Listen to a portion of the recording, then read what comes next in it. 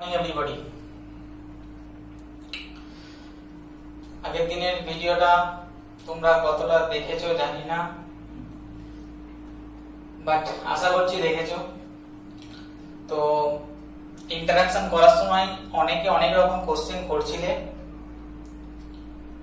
তো যে যে কোশ্চেনগুলো জেনারেলি আসে আমি আরেকবার বলে দিচ্ছি আগেকার ভিডিওটা থেকে।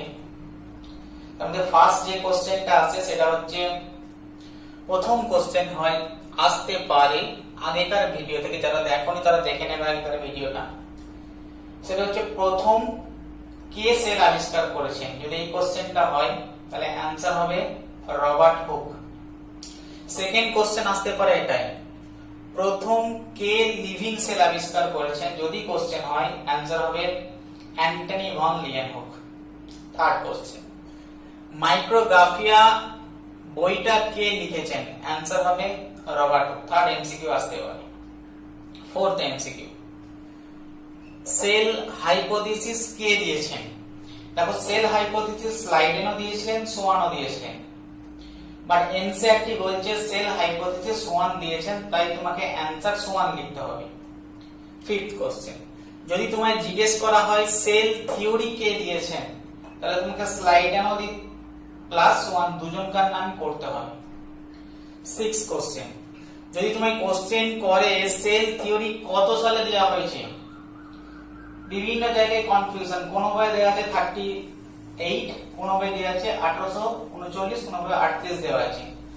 তোমরা সালটা লিখবে 1838। Clear? Seventh question, modern cell theory কে দিয়েছেন, অ্যানসার রুডলফ ভির্চো। তাহলে আগের দিন মোটামুটি 7টা টাইপের এমসিকিউ আমরা এক্সপেক্ট করে থাকি, যেটা আগের দিন আমরা পড়িয়েছি। আজকে বলেছিলাম আজকে ক্লাস স্টার্ট করব from the exception of the cell theory. না, আমরা এতক্ষণ পর্যন্ত যে সমস্ত সেল থিওরি সম্পর্কে জেনেছি তারই কিছু এক্সেপশন নিয়ে আমরা আজকে আলোচনা করব। দেখো, সেল থিওরি পড়তে গিয়ে বা up to modern cell theory পর্যন্ত আমরা এতটুকু জেনেছি নাকি সেল হচ্ছে কোন একটা অর্গানিজমের, সেটা প্ল্যান্টও হতে পারে, অ্যানিমেলও হতে পারে, তার স্ট্রাকচারাল এবং ফাংশনাল ইউনিট যদি মাল্টিসেলুলার হয়ে থাকে, তাহলে সেই মাল্টিসেলুলার অর্গানিজমের সেলগুলো পূর্ববর্তী কোন একটা সেল থেকে তৈরি হয়েছে, এতদূর পর্যন্ত আমরা জেনেছি। এবং আমরা এটাও জেনেছি যদি এটা একটা সেল হয়ে থাকে, তাহলে যদি এটা একটা সেল হয়ে থাকে তাহলে সেল তার চারিপাশে একটা প্রোটেক্টিং কভারিং আছে যেটা সেল ওয়াল, আর এই সেল ওয়ালের ভেতরে যা কিছু সেমি সলিড সাবস্টেন্স রয়েছে তার নাম হচ্ছে সাইটোপ্লাজম। আমরা এটাও জেনেছি এই সাইটোপ্লাজমের মধ্যে একটা স্পেশাল রাউন্ড ডেন্স স্ট্রাকচার রয়েছে, তার নাম নিউক্লিয়াস।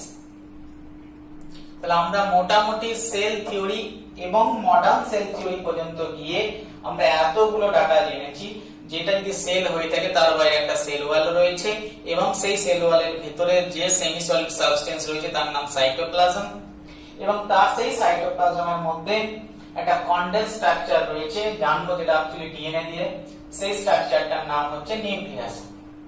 এটা সেল থিওরি পর্যন্ত জেনে আমরা জানতে পেরেছি। তাহলে exception of the cell theory কি হতে পারে? দেখো, exception of the cell theory সেগুলোই হবে যেগুলো স্ট্রাকচারে অল্টারনেশন হবে। যেমন ধরো আমরা সেল থিওরিতে জেনেছি সেলের মধ্যে একটা সিঙ্গেল নিউক্লিয়াস আছে। এখন যদি কোনো অর্গানিজমের মধ্যে এমন সেল পাওয়া যায় যেখানে গ্রেটার দ্যান 2 নিউক্লিয়াস পাওয়া যেতে পারে, তাহলে সেটা আমরা বলতেই পারি exception of the cell theory. অথবা ধরো এমন কোন অর্গানিজম রয়েছে যেখানে নিউক্লিয়াস থাকার কথা but absent of the nucleus, তো যদি নিউক্লিয়াস নেই, অ্যাবসেন্ট, তাহলে সেটাকে আমরা বলতে পারি সেল থিওরির এক্সেপশন। ক্লিয়ার? আবার ধরো এমন কোন সেল রয়েছে যার মধ্যে নিউক্লিয়াসও রয়েছে, সেল ওয়ালও রয়েছে হয়তো, বাট তার মধ্যে সাইটোপ্লাজম নেই, তাহলে অ্যাবসেন্ট অফ সাইটোপ্লাজম, তাহলে আমরা সেটাকেও বলতে পারি সেল থিওরি এক্সেপশন। তাহলে এক্সেপশন বলতে যেগুলো সেল থিওরির সঙ্গে মিলছে না সেগুলোকে আমরা এক কথায় এক্সেপশন বলতে পারি। তাহলে এরকম কন্ডিশন হতে পারে, বলে হ্যাঁ হতে পারে। এক্সেপশন মানে এক্সাম্পল কি হতে পারে, যে কোথায় আমরা দেখতে পাই গ্রেটার দ্যান 2n, দেখো দুটোর বেশি নিউক্লিয়াস আমরা অনেক কন্ডিশনই দেখতে পাই। যদি বলে কমন কোন কোন কন্ডিশনে দেখতে পাওয়া যায়, দেখবে একটা কমন एग्जांपल আমরা দিয়ে থাকি, সেটা হচ্ছে এটাই যে অনেক সময়, লালটা এটা দেখতে পাচ্ছ না কে জানে, দেখবে অনেক সময় তোমরা ধরো হোস্টেলে থাকো, তো হোস্টেলে জানো কোন একটা জিনিস কিনে নিয়ে এলে বন্ধুরা কেড়ে করে খেয়ে নেয়। তো ধরো তুমি পাউরুটি কিনে নিয়ে এসছো, আর এখন সেই পাউরুটিটা বন্ধুরা কিনে নেবে বলে তুমি সেই পাউরুটিটা ঢুকিয়ে রেখেছো, ভুলে গেছো। তো দেখবে কিছুদিন পরে সেই পাউরুটিটা হয়, যদি এটা পাউরুটি হয়ে থাকে তাহলে সেই পাউরুটিটার গায়ে দেখবে বিভিন্ন কালারে ছোপ ছোপ পিসব পড়ে গেছে, আমরা যাকে পাতি বাংলায় বলি ছেদ পড়ে গেছে, পাউরুটিটা খাওয়া যাবে না। তো এই যে জিনিসটা দেখতে পাচ্ছ, এই ছেদ টাইপের যেটা দেখতে পাওয়া যায়, এটা আসলে কি? এটা ওয়ান টাইপ অফ ফাঙ্গাস। এইগুলো অ্যাকচুয়ালি আর কিছু না, একটা ফাঙ্গাস। এইগুলো এক একটা ফাঙ্গাস বলি আমরা, ক্লিয়ার? না এই ফাঙ্গাসটাকে বলা হয় কি? Bread mould. ব্রেডের মধ্যে ব্রেডের ছাঁচ, ব্রেড মানে হচ্ছে রুটি, আর সেই রুটির ছাঁচে এই ফাঙ্গাসটা তৈরি হয়েছে, তাই এই ফাঙ্গাসটাকে বলা হয় ব্রেড মোল্ড।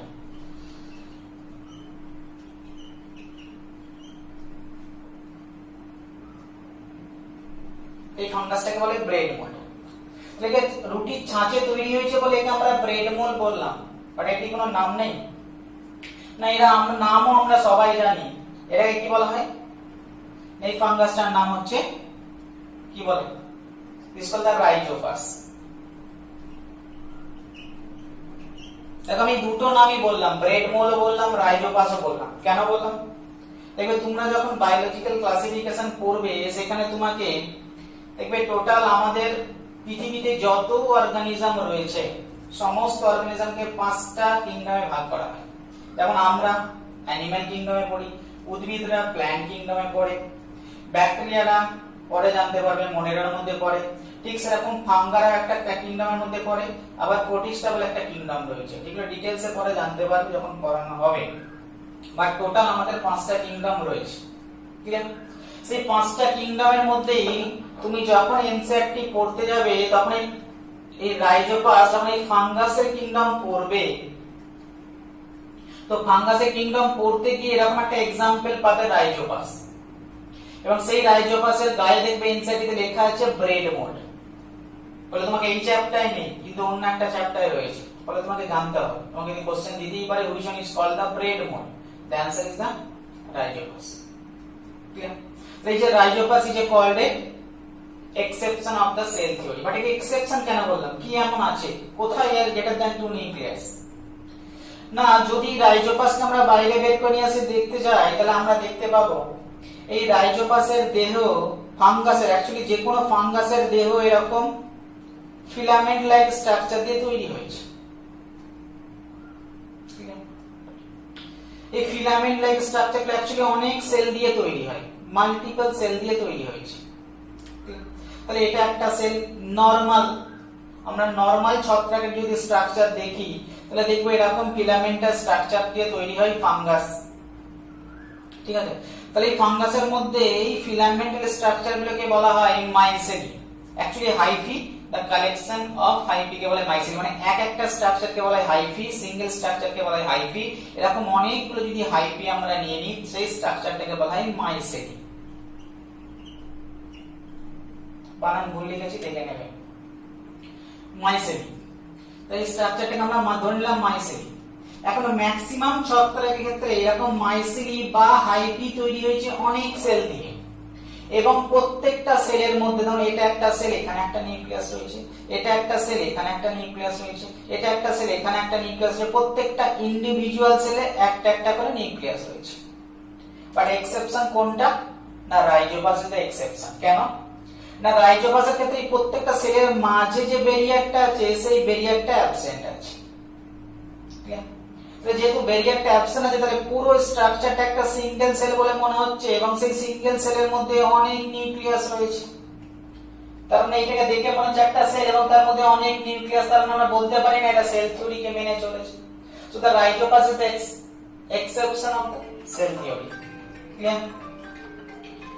তাহলে রাইজোপাস একটা সেল থিওরি এক্সেপশন। ঠিক সেম জিনিস তুমি আরো একটা ছত্রাকের মধ্যে ফাইলের মধ্যে দেখতে পাবে, ঠিক আছে, এবং সেটাকে আমরা বলে থাকি মিউকর।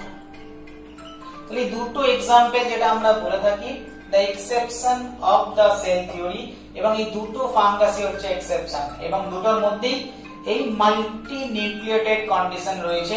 দুজনারই মাইসেলিয়ামের মধ্যে এরকম মাল্টি নিউক্লিয়েটেড কন্ডিশন পাওয়া যায়। So this is the exception of the cell theory. Clear?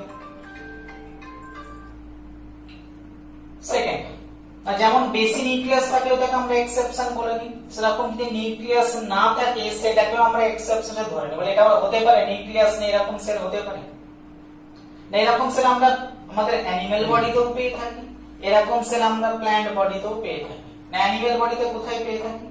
না আমাদের অ্যানিমাল বডিতে এরকম একটা ইম্পর্টেন্ট সেল আছে, এমন একটা ইম্পর্টেন্ট সেল রয়েছে না যে আমাদের যে সেলটা না থাকলে হয়তো আমরা বাঁচতেও পারতাম না। সেলটা কি? না সেলটা কিছু না, আরবিসি। তো দেখো আরবিসি অপরিণত অবস্থায় ইম্যাচিওর কন্ডিশনে ওর মধ্যে নিউক্লিয়াস ছিল, কিন্তু বাট যত ও ম্যাচিওর হতে শুরু করলো, তো ম্যাচিওর হওয়ার সাথে সাথে আরবিসি বুঝতে পারলো ভাই আমার মেইন কাজ এটা নয়, সেল কন্ট্রোল করা নয়, আমার মেইন কাজ হচ্ছে অক্সিজেনকে ক্যারি করে নিয়ে যাওয়া। ফলে আরবিসি যতই ইম্যাচিওর থেকে ম্যাচিওর হতে শুরু করে তত ওর মধ্যে নিউক্লিয়াসটা আস্তে আস্তে নষ্ট হতে শুরু করে, এবং সেই জায়গাটাই কভার করে নেয় কে? না হিমোগ্লোবিন। এটা আমরা সবাই জানি। ঠিক আছে? তার মানে আমরা বলতেই পারি ইন এ ম্যাচিওর আরবিসি তার মধ্যে কোনো নিউক্লিয়াস নেই।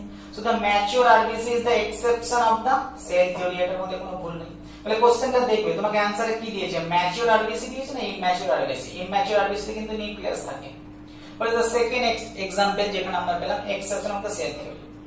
তুমি বলবে প্ল্যান্টের ক্ষেত্রে এরকম হতে পারে, কেন হয় না? আমরা প্ল্যান্ট টিস্যু যখন করব না, প্ল্যান্ট টিস্যু করার সময় আমরা ভাস্কুলার টিস্যু করব। ভাস্কুলার মানে ভেসেল, তার মানে এমন কিছু স্ট্রাকচার রয়েছে প্ল্যান্টের মধ্যে যার মাধ্যমে ভেসেল লাইক স্ট্রাকচার, ভেসেল মানে টিউব। তাহলে প্ল্যান্টের মধ্যে টিউব লাইক যে সমস্ত স্ট্রাকচার গুলো রয়েছে তার মধ্যে দিয়ে আইদার পানি যাতায়াত করে, মিনারেল প্লাস ওয়াটার যাতায়াত করে, অথবা এই ভেসেলের মধ্যে দিয়ে খাবার যাতায়াত করে। তাহলে এই ভেসেলগুলো দু রকম কাজ, মিনারেল ওয়াটারকে পাতা পর্যন্ত পৌঁছে দেওয়া, অথবা পাতায় তৈরি খাবারকে সারা বডিতে পৌঁছে দেওয়া। ক্লিয়ার? তাহলে মিনারেল গুলো যদি পাতায় পৌঁছে দেওয়ার দায়িত্ব নেয় ভেসেলটা, তখন এই ভেসেলটার নাম হয়ে যায় জাইলেম। ক্লিয়ার?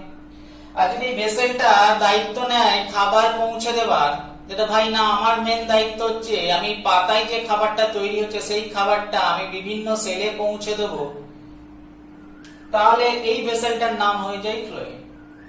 এই জাইলেম প্লাস ফ্লোয়েম ডিটেইলসে পরে জানতে পারবে। এই দুজন মিলে যে বান্ডিলটা তৈরি করে প্ল্যান্টের ক্ষেত্রে, সেই বান্ডিলটা কি বলা হয়? Vascular bundle. ক্লিয়ার? তাহলে একটা ভাস্কুলার বান্ডিলের মধ্যে দুটো স্ট্রাকচার আছে, জাইলেম এবং ফ্লোয়েম।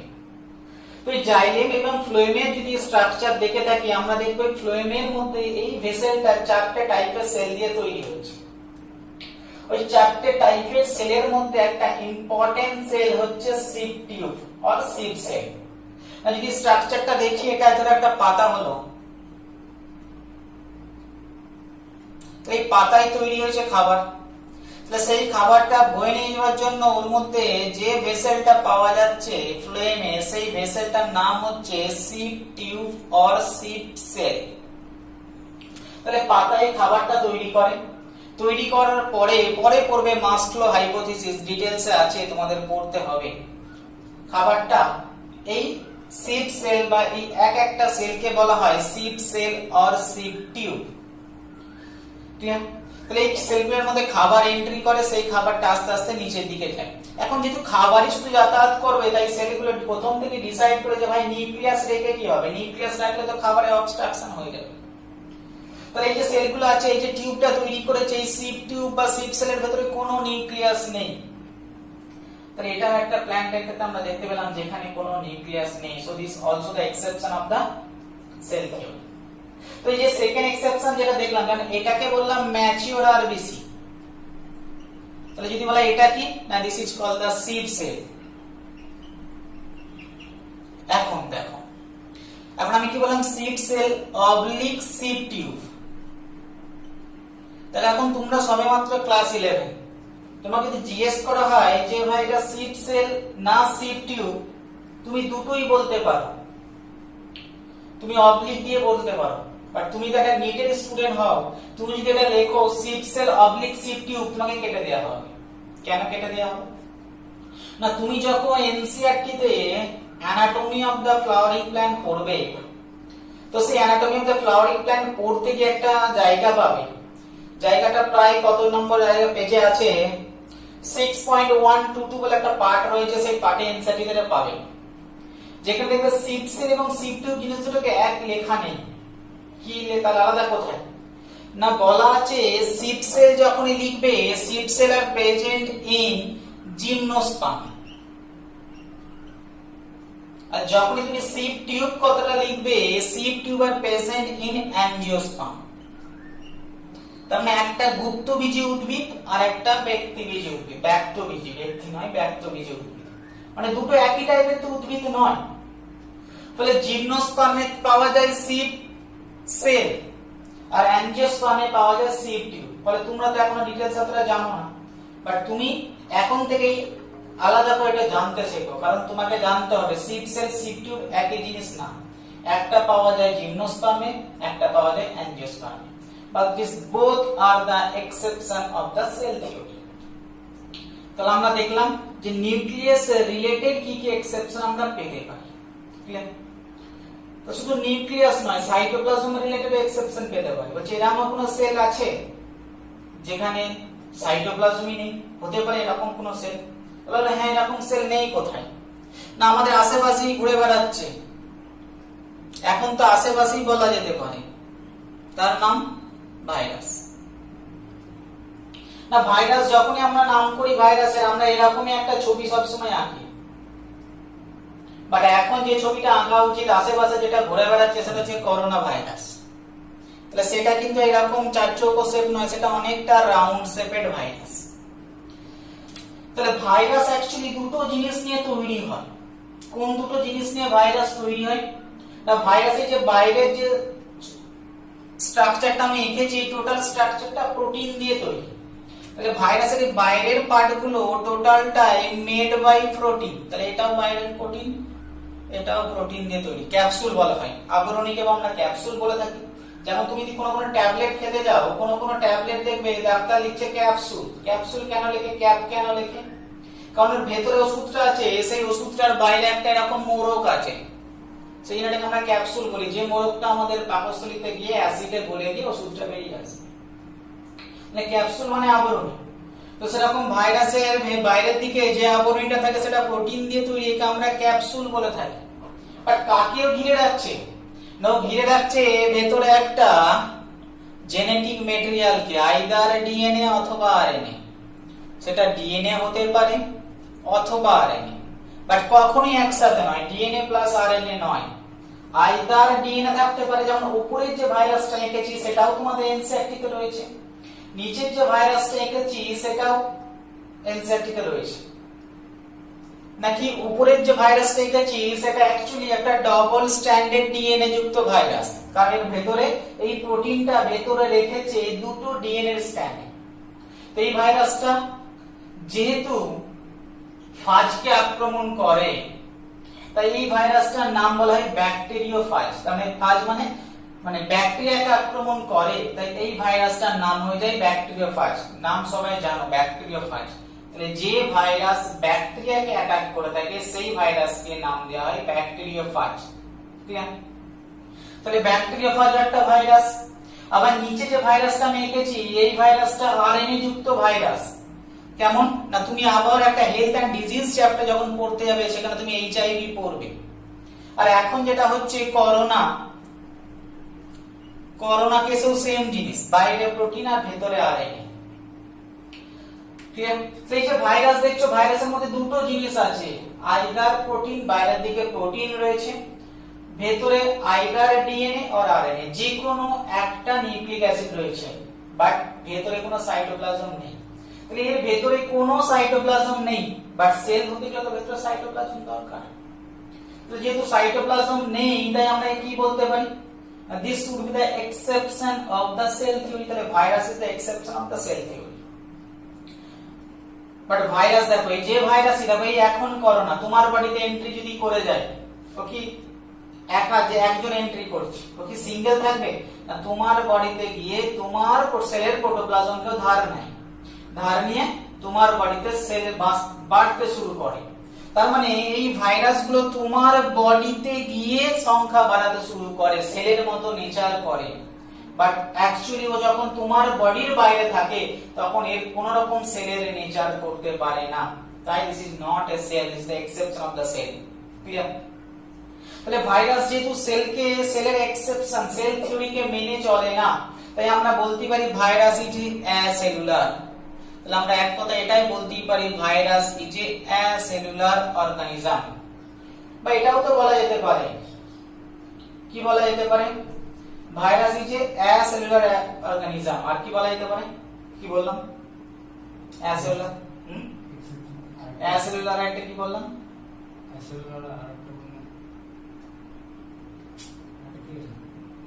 দুটো টার্ম দেয়া আছে এনসিইআরটিতে, অ্যাসেলুলার আর নন সেলুলার। সেকেন্ড টার্ম হচ্ছে নন সেলুলার। তাহলে দেখো ভাইরাস সম্পর্কে দুটো টার্ম হতে পারে, একটা হচ্ছে অ্যাসেলুলার আর একটা হচ্ছে নন সেলুলার। তাহলে বলো কোন টার্মটা বেশি অ্যাপ্রোপ্রিয়েট? ভাইরাসকে আমরা কি বলতে পারি, অ্যাসেলুলার বলতে পারি যেহেতু সেল থিওরিকে মেনে চলছে না, না ভাইরাসকে আমরা অ্যাসেলুলার বলবো, না ভাইরাসকে নন সেলুলার বলবো, না ভাইরাসকে দুটোই বলবো? এখন বলো আমি দুটো টার্ম লিখলাম কেন, অ্যাসেলুলার এবং নন সেলুলার? কারণ তুমি যখন এনসিইআরটিতে পড়বে, তুমি ভাইরাস পার্ট যখন পড়তে যাবে তখন দেখবে অ্যাসেলুলার টার্মটাও পাবে, তখন দেখবে তুমি নন সেলুলার টার্মটাও পাবে। তাহলে এখন আমি আমার কোশ্চেন হচ্ছে এটাই, তাহলে ভাইরাসকে কি বলবে, অ্যাসেলুলার বলবে না নন সেলুলার বলবে, না দুটোই বলবে? কেন বলবে? তাহলে এটা বাড়িতে জেনে আসবে, এটা বাড়ির কাজ।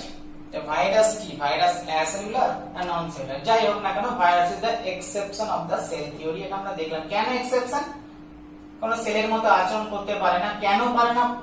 ওর মধ্যে প্রোটোসাইটোপ্লাজম অ্যাবসেন্ট আছে। ক্লিয়ার? তো ভাইরাস যেমন ইনফেকশন করতে পারে, তোমার বডিতে ঢুকে তোমার সাইটোপ্লাজম ধার নিয়ে তোমার সেলকে নষ্ট করে দিতে পারে, ঠিক সেরকম যত দিন যাচ্ছে মানুষ দেখছে না আফ্রিকার একটা প্রজাতি রয়েছে, তো সেই প্রজাতিতে এমন একটা অদ্ভুত কেস দেখা গিয়েছিল। কেসটা কি না, একজন ভদ্র মহিলা তার একটা রিলেটিভের ব্রেন খেয়ে নিয়েছে। অদ্ভুত, একজন ভদ্র মহিলা তার রিলেটিভের ব্রেনটাকে খেয়ে নিয়েছে। ব্যাপারটা হলো কেন, কেন ভদ্রমহিলাটা কি মাথা খারাপ? অ্যাকচুয়ালি ভদ্রমহিলার মাথাটা, ব্রেনটা ড্যামেজ হয়ে গেছিল। কি কারণে ড্যামেজ হয়ে গেছিল খুঁজে পাওয়া যাচ্ছিল না, যে ভাই ব্রেনটা কি কারণে ড্যামেজ হয়েছে। তো খুঁজে খুঁজে জানা গেল যে ভাই ভদ্রমহিলার ব্রেনের মধ্যে না ভাইরাস অ্যাটাক করেছে না ব্যাকটেরিয়া অ্যাটাক করেছে, ওই ভাইরাসের মতনই, ভাইরাস যেমন দুটো পার্ট রয়েছে, এই দুটো পার্টের মধ্যে এই প্রোটিন পার্টটা কখনো কখনো act as a infectious substance, can cause infection। তাহলে প্রোটিন প্লাস নিউক্লিক অ্যাসিড মিলে ভাইরাস আমাদের বডিতে ইনফেকশন করে, প্রোটোপ্লাজম নেই বলে আমরা একে এক্সেপশন বলেছি। অনেক সময় দেখা গেছে না প্রোটিন না ডিএনএ, শুধুমাত্র প্রোটিন, একসাথে নয়, শুধুমাত্র প্রোটিন অনেক সময় আমাদের বডিতে ইনফেকশন করে দিয়ে মাল্টিপ্লাই করতে শুরু করে, সেলের মতো নেচার করতে শুরু করে। বাট এই প্রোটিনটা যখন সেলের বাইরে থাকে, তখন বডির বাইরে থাকে, তখন সেলের মতো নেচার করতে পারে না। বাট তোমার বডিতে কখনো এই প্রোটিনটা যদি এন্ট্রি করে যায়, তাহলে সেলের মতো নেচার করতে শুরু করে, সংখ্যায় বাড়তে শুরু করে এবং তোমার বিভিন্ন সেলগুলোকে নষ্ট করতে শুরু করে। কখনো কখনো প্রোটিনও ইনফেকশন ক্রিয়েট করতে পারে। এই টাইপের ইনফেকশাস প্রোটিন যে সমস্ত পাওয়া যেতে পারে, সেই ইনফেকশাস প্রোটিনকে বলা হয় থাকে প্রিয়নস। এই ইনফেকশাস প্রোটিনগুলোকে বলা হয় থাকে প্রিয়নস বলা হয় থাকে। ক্লিয়ার? অ্যাকচুয়ালি ওই ভদ্র মহিলার ব্রেনের মধ্যে এরকম একটা প্রিয়নস এর এন্ট্রি হয়ে গিয়েছিল, না যে প্রিয়নস মানে যে প্রোটিনটা ওই ভদ্র মহিলার ব্রেনের বিভিন্ন নার্ভ সেলগুলোকে আস্তে আস্তে ড্যামেজ করে দিয়েছিল, তার মধ্যে ব্রেনের মডিফিকেশন হয়ে গিয়েছিল, তাই তার রিলেটিভকেও খেয়ে নিয়েছিল। ক্লিয়ার? তার মানে যে প্রিয়ন্সটা সেল নয়, বাট তোমার বডি থেকে সেলের মতো নেচার শো করতে পারে, বাট এটা অ্যাকচুয়ালি সেল নয়। So this infectious protein prions is a exception of the cell theory. Actually এই প্রোটিন দিয়ে হিউম্যান বডিতে খুব একটা অ্যাটাক করে না, এরা অ্যাকচুয়ালি অ্যাটাক করে থাকে বিভিন্ন রকম ক্যাটেলকে, বিভিন্ন রকম ক্যাটেল, গরুকেও হতে পারে, শিপকেও হতে পারে। এই ক্যাটেল গুলোকে প্রিয়ন্স অনেক সময় অ্যাটাক করতে থাকে। এরকম একটা কমন রোগ দেখতে পাওয়া যায় ক্যাটেলদের মধ্যে, and that is called mad cow disease. খুব কমন একটা কোশ্চেন এমসিকিউ এর জন্য এসে থেকে থাকে, what is mad cow disease. এখন ম্যাড কাউ ডিজিজ সম্পর্কে তোমাকে উইকিপিডিয়া থেকে বেশি করে পড়ার কোনো দরকার নেই, শুধু নামটা মনে রাখলেই হবে। ম্যাড কাউ ডিজিজের কারণ কি? তাহলে ম্যাড কাউ ডিজিজ অ্যাকচুয়ালি একটা প্রোটিন, ইনফেকশাস প্রোটিন দিয়ে হয়ে থাকে, যেটা ক্যাটেলদের হয়ে থাকে, এবং সেই ইনফেকশাস প্রোটিনের নাম হচ্ছে prions, which is a exception of the cell theory. Clear? তাহলে যেমন, তাহলে কি শুধু কখনো প্রোটিনে ইনফেকশন করতে পারে? বলা হলো না। অনেক সময় দেখা গেছে প্রোটিন না, এই ব্যাকটেরিয়ার মধ্যে যে ডিএনএটা আছে অথবা যে আরএনএটা আছে, সেও কখনো কখনো ইনফেকশন করতে পারে। অ্যাকচুয়ালি ডিএনএ পারে না, মেইনলি পারে আরএনএ। তো কখনো কখনো এই সিঙ্গেল স্ট্র্যান্ডেড আরএনএ, এই সিঙ্গেল স্ট্র্যান্ডেড আরএনএও কখনো কখনো বাইরে কিছু না করলেও তোমার বডির ভেতর ঢুকে এও তোমার বডিতে সংখ্যায়, সেলের মতো সংখ্যায় বাড়াতে পারে এবং তোমার বডিতে ইনফেকশন ক্রিয়েট করতে পারে। তার মানে আমরা কি জানি, cell is originated from pre existing cell. তার মানে সেলের একটা নেচার হচ্ছে সংখ্যায় বাড়া, রিপ্রোডাকশন করা। এও ঠিক তোমার বডিতে সিঙ্গেল স্ট্র্যান্ডেড আরএনএটা তোমার বডিতে এন্ট্রি নেওয়ার পরে তোমার বডিতেও একটার পর একটা সংখ্যা বাড়িয়ে যাচ্ছে। তার মানে এটা কোষ বলে মনে হতেই পারে, বাট তুমি যদি সিঙ্গেল স্ট্র্যান্ডেড এই আরএনএটাকে বডির বাইরে বের করে দাও, তাহলে কিন্তু সেলের মতো কোন রকম ভাবে নেচার শো করবে না। বাট এটা তখনই সেলের মতো নেচার শো করবে যখন এই সিঙ্গেল স্ট্র্যান্ড আরএনএটা তোমার বডিতে এন্ট্রি হয়ে যাবে, তোমার বডিতে ইনফেকশন ক্রিয়েট করবে। তো এই single stranded RNA, infectious RNA কে আমরা যেমন একে প্রিয়ন্স বলেছিলাম, তাহলে বাইরের দিকে প্রোটিন ছাড়া এরকম সিঙ্গেল স্ট্র্যান্ড আরএনএ কে আমরা ভাইরাসের মতোই বলে থাকি, বাট ভাইরাস না বলে এর নাম দিয়ে দিই আমরা ভাইরয়েড। তাহলে যেটা ভাইরয়েডও তোমার বডিতে সেলের মতো নেচার করলেও, বাট সেলের বাইরে গিয়ে, তোমার বডির বাইরে গিয়ে এটা সেলের মতো নেচার করতে পারে না। তাহলে ভাইরয়েডও সেল, আপাত দৃষ্টিতে সেল বলে মনে হলেও this is not a cell, this is also the exception of the cell. এখন এই ভাইরয়েডের জন্য তোমার বডিতে বিভিন্ন রকম রোগ হতে পারে, প্ল্যান্টের বডিতে বিভিন্ন রকম রোগ হতে পারে। তারই মধ্যে একটা ইম্পর্টেন্ট রোগের তোমাদের নাম মনে রাখতে হবে, potato spindle tuber disease. Potato spindle tuber disease, PSTD. খুবই ইম্পর্টেন্ট দুটো নাম। নামটা খুবই বড় বলে মনে হচ্ছে, খুবই জটিল বলে মনে হচ্ছে, বাট আস্তে আস্তে আস্তে আস্তে পড়তে পড়তে হ্যাবিচুয়েটেড হতে হতে এগুলো সোজা বলে মনে হবে। এই নামটা হচ্ছে potato, P for potato, S for spindle, T for tuber, D for disease.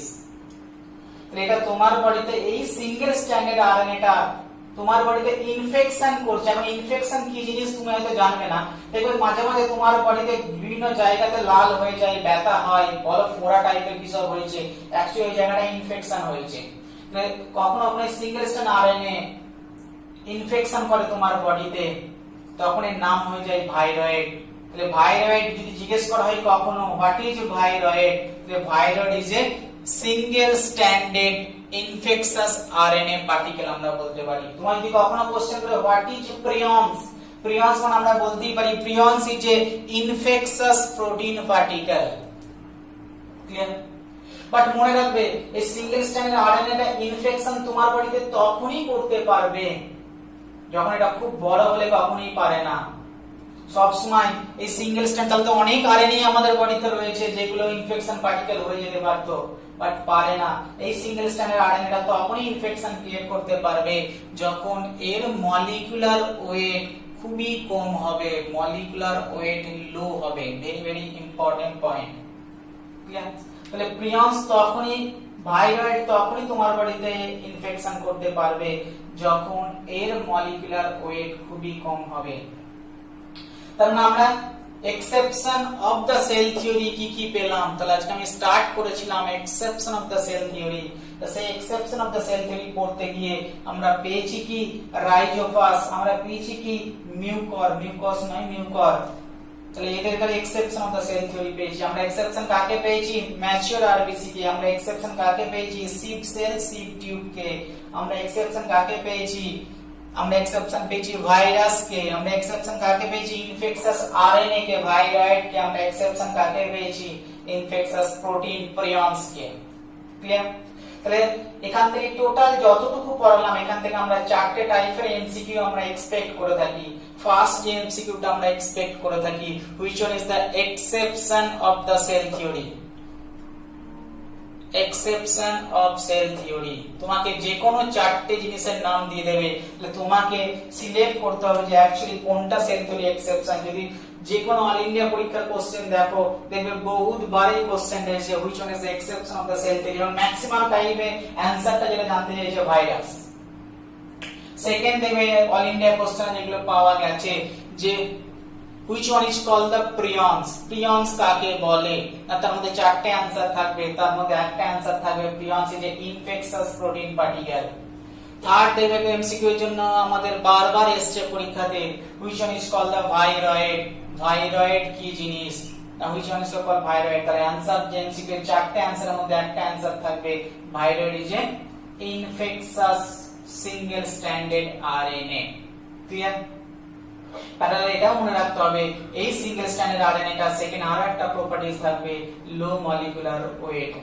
Fourth যদি কখনো কোশ্চেন হতে পারে যে এটাই কোশ্চেন হয়, কি কোশ্চেন হতে পারে আর না পটেটো স্পিন্ডল টিউবার ডিজিজ আর কি বলেছিলাম ম্যাড কাউ ডিজিজের কারণ কি, তাহলে পটেটো স্পিন্ডল টিউবার ডিজিজ আর ম্যাড কাউ ডিজিজের কারণটা কি, তার কারণটা এমসিকিউ এর মধ্যে এসে থাকে। তাহলে এতক্ষণ পর্যন্ত যতটুকু পড়ানো হলো the exception of the cell theory থেকে আমরা এই কয়েকটা এমসিকিউ আসতে পারে, বাট তোমাদের 11 এর পরীক্ষাতেও প্রিয়ন্স কাকে বলে আসতে পারে, ভাইরয়েড কাকে আসতে পারে, exception of the cell theory দুটো एग्जांपल দাও, এই সমস্ত কোশ্চেন গুলো আসতে পারে।